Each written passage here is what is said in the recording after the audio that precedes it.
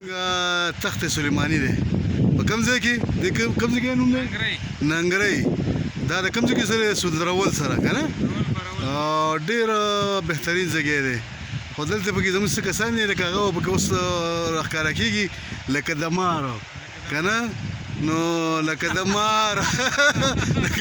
پکې راښکاره شو وملیده کنه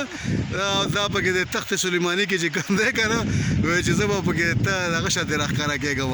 لکه د مار به سر راوچتوم اورې ډېره مزه یې وکړه ښه دا ګورئ تاسو وګورئ ناظرینو دا تخت سلیمانی دی ښه دا دغه ښکاره که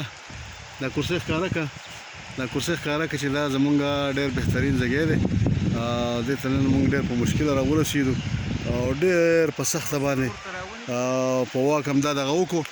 نن زمونږ د واک ټایم چې کوم وکړه ناظرینو نو واک ټایم زمونږ نن تاسو سره زمونږ واده وه که نه چې موږ به تاسو ته ورځ په ورځ باندې به یو نوی علاقه به راته ښیو نو نن دا د سندرول علاقه ده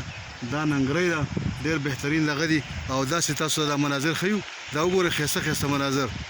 نو مازدیګری مې هسې هم مزیداري او د علاقې هم ښکلي دي نو داسې ګیر چاپېره تاسو ټول وګورئ که نو صحت دپاره ټیم ورکوئ او دا ګوره دا د ننګرهی او سندرول دغه پولونه دی او دا ښکلي غرونه دي نو ټایم ورکوئ صحت دپاره چې تاسو کم سے کم ناروغه کېږئ نه بلډ پریشر مریضانو لپاره ښه دي او چا چې زموږ شان د خېټې غټي که نه د هغې لپاره دا ښه دي نو لهذا دا یو ډوز په طور باندې تاسو دا کوئ صحت به هم برقراري او دغه شان په مرګرسۍ وځئ نو بیا به مطلب په ټایم هم نه پوهېږئ چې یاره کیلومیټر لاره مو واله 2 مو والې 3 مو والې نو مطلب چې نن موږ د نوي سپاټ ته تاسو رادا کړئ تاسو ته ښیو دا هم صحتي مقام دی او چې کله هم دلته راځئ نو په دې پل به راپورې وځئ په دې مخامخ دا تاسو ته یو ځل بیا ښیم او دې تخت سلیماني ته به ځان را رسوئ د دې تخت سلیماني ګورئ خپله یو مزه ده ښه دا ننګرهی سندرهی په علاقه باندې او ډېر ښکلی دغه دی ټریک دی د هغه لپاره د څه لپاره د واک لپاره نو بهترین ټریک دی وعلیکم السلام حاجي صاحب تاسو ښه یې جي بس دا علاقه ده چې دا حاجي صاحب هم راغی دا د دې علاقې مقامي دغه دی او ښکلې علاقه ده نو تاسو د دې علاقې لپاره هم ځان را رسوئ او ډاکټر صاحب